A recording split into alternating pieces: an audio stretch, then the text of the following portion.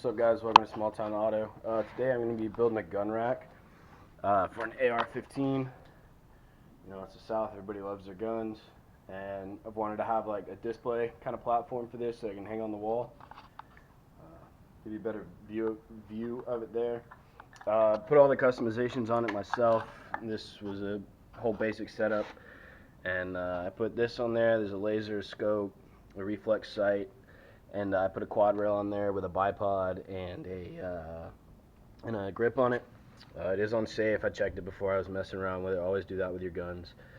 Left the magazine out for now. Here's the tools that you're going to be needing: circular saw, a drill, a small drill bit. Got an impact driver right here. That's going to be for actually screwing the thing together. You can use a tape measure. I have a piece of wire here that I have measured out at the right lengths that I need for the studs. A level, some type of square, safety goggles. This is another little type of square right here. Just some 3-inch screws, something to mark with, a marker or anything like that, and I always like to have a multi-tool on hand just in case. And the materials that you're going to be needing are a piece of plywood. I just have some scrap laying around, so I'm using that. It's a normal 4x8, and then these were 8-foot 2x4s, and I just kind of roughly cut them in half. Alright, so first thing I'm going to be doing is figuring out how long I need this piece of plywood. So I got it here. I'm going to leave a couple inches on each side. Haven't decided yet if I'm going to go with the barrel length or where the bipod sits right now. I'm thinking more along the lines of the barrel length, and we'll see when I get done. So we know where our barrel is. You don't have to have perfect measurements for this because it's all based off of your gun. And so I'm going to come down here just a couple inches off and make a little mark. And because I don't have a carpenter square with me, that's where this triangle square. This is actually a welding square. It's magnetic, holds metal. So I'm going to set this up on my mark here. And I'm going to do a line off of that, and then I'm going to use my straight edge there to finish it out. So we're going to mark it here.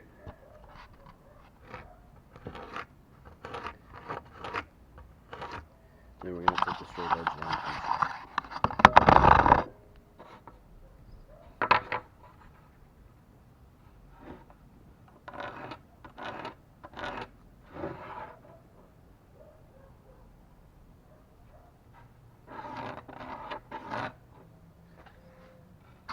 Alright, so we've done that. We have our line.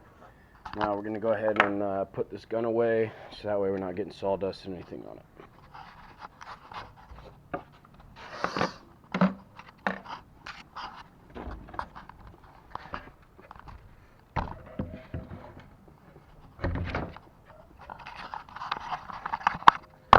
Alright, and now we're going to go ahead and cut here using our Black & Decker circular saw. Again, I'm not endorsed by anybody. I just went to Lowe's and I bought a little kit. It had like 4 or 5 tools in it, and it was 129 bucks. Came with 2 batteries, so that's why I have this.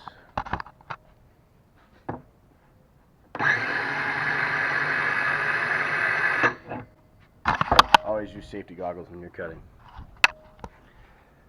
Yeah, definitely always want to use safety goggles when you're cutting.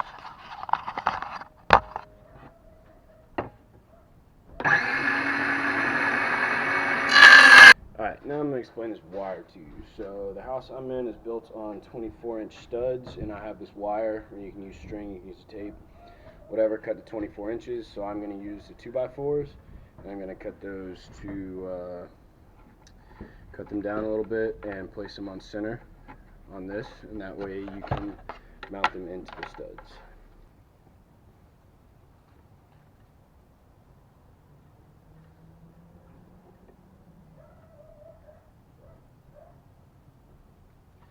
Alright, I'm going to cut these to 12-inch length for each one of my, you can call them hangers, posts, whatever you want to call them.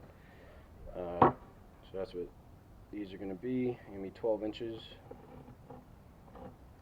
And go ahead and mark those all the way across.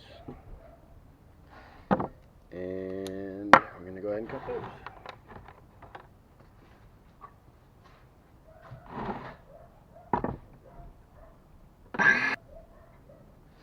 And if you get these, you can just take a little hammer or something. A lot of the times they'll break off with your hands. The little corner pieces that come off. So there's that. And I'm just going to take this. Go ahead and mark my second one. The same length as this one. So that way they're going to be identical in size and you don't have any human error for your measurements.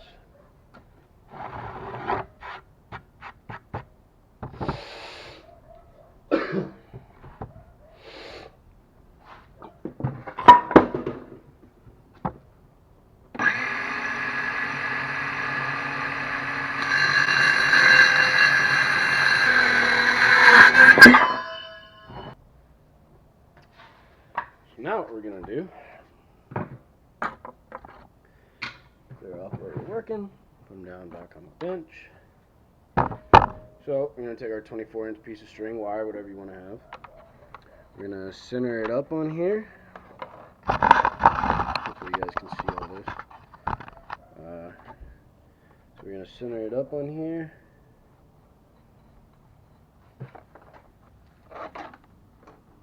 It's alright because I got it held here. There's that one mark.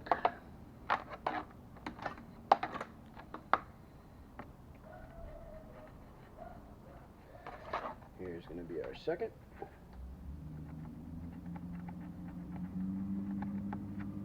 Okay, so we got our marks there. Now that is going to be where these are going to sit like this, but we're actually going to put braces on the bottom, and I'll show you what I'm talking about here in just a second. Alright, so we're going to use our scrap wood for a couple braces, and they're just going to make L's, so that way this is a solid platform. And I'm going to try to go about half the distance into this, and that's going to give you a lot of stability in it versus if you were to just go a couple inches. So we're going to come here. I'm going to mark about half. Like I said, it doesn't have to be perfect. It's going to be stable either way, as long as you get some distance in there. And we're going to take our square.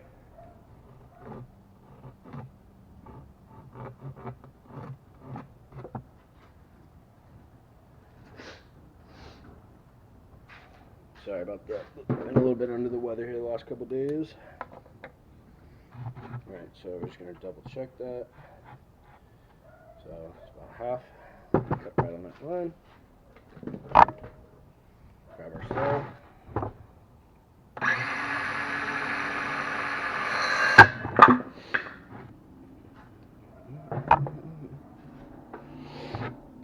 Alright, so it's going to be the shorter piece right here. That's going to be our half. What these are going to do, these are going to come in like this. These are going to sit behind, and you're going to make an L on here. And we're going to drill these together here in just a second.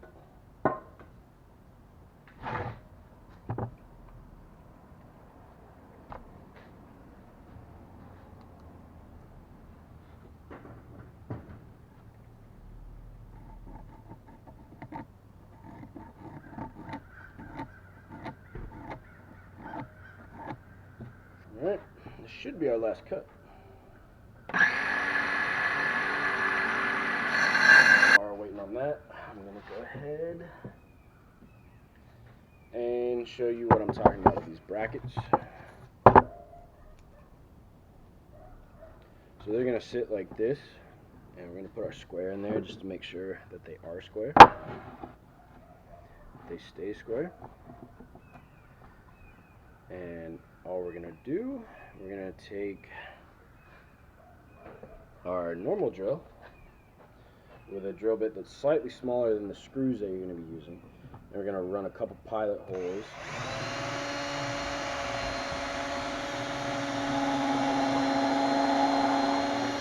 Here's one.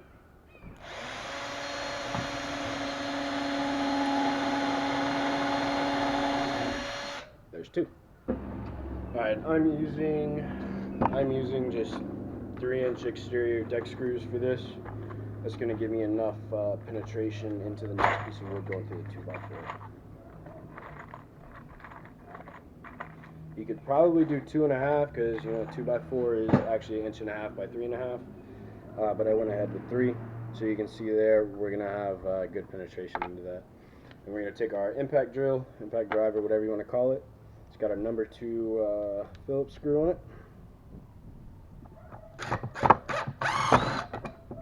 Don't do it like that.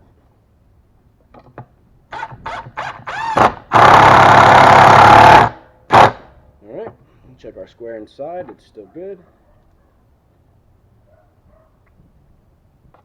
Our second one in, make sure everything lines up.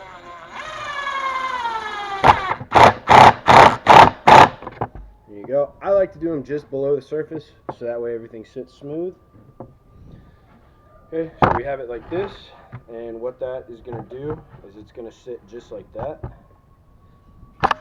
Here, it's going to sit just like this, and we're going to have stability here, so that way when it's pulling here, it's not just going to fall off the wall.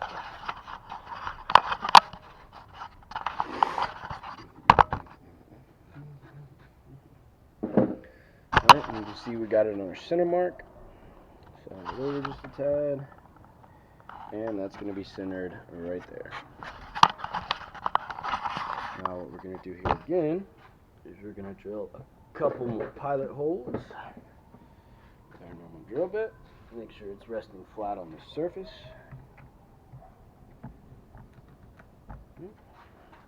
Forgot we got to switch batteries out.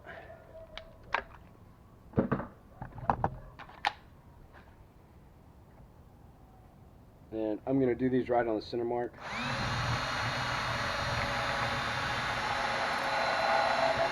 Alright, that's one.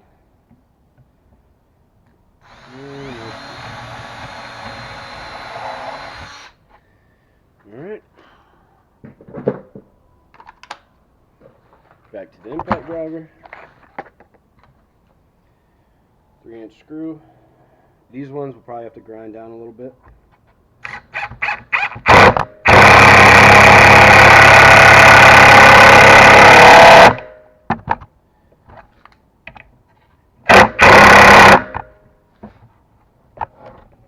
Yep, you're just going to have to grind these just a hair from the bottom, or you can leave them.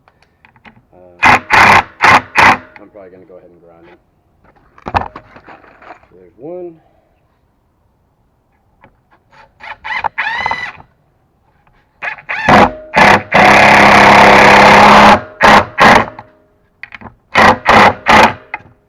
There's two. Sorry if that made the camera move a little bit.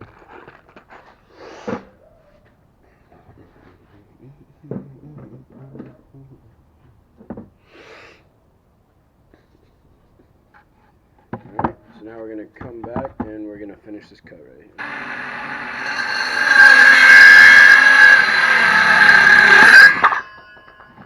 Okay.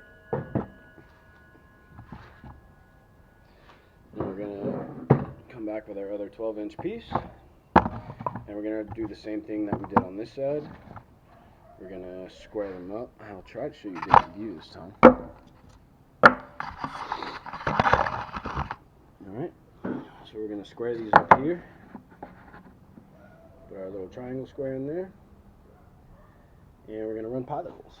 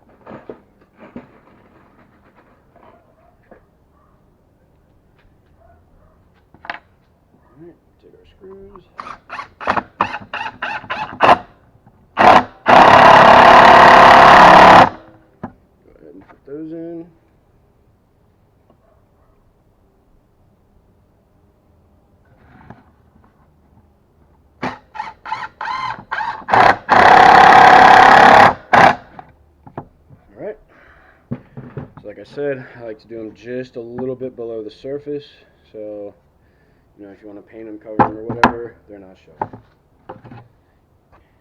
So now we come back here, have our center mark right there. Try to do this.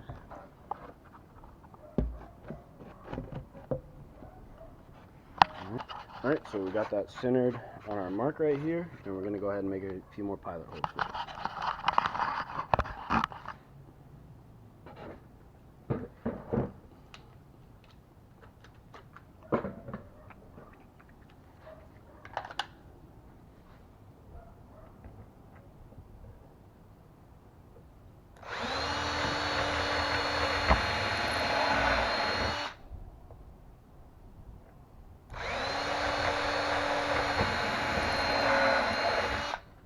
Okay.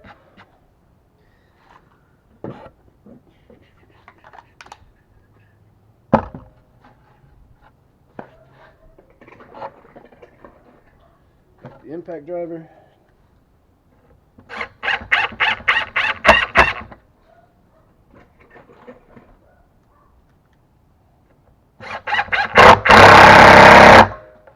Just going to slide this over just a hair. We don't drill into our table again.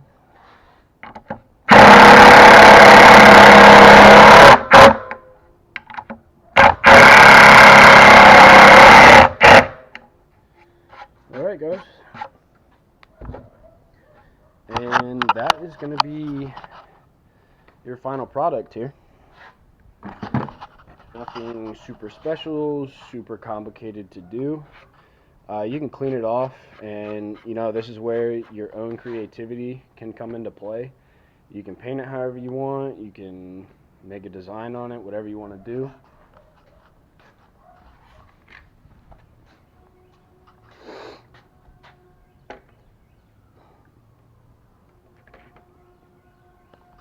And there's your gun display, and that's just going to hang right up on the wall, and that's that.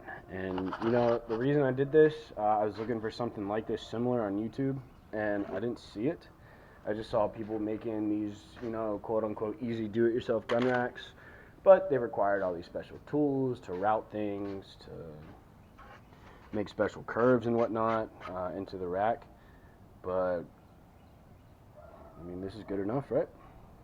Well, I say good enough, but I don't like that term. It's very usable, and I like it, and I didn't need anything with a lock on it. Didn't need anything that had to hold anything special, so it's great, really. I mean, this is great.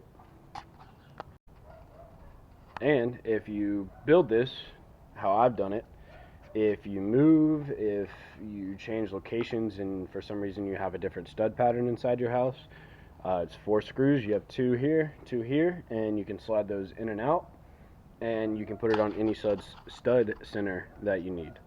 So thanks for watching, guys. This is a do-it-yourself gun display for your house.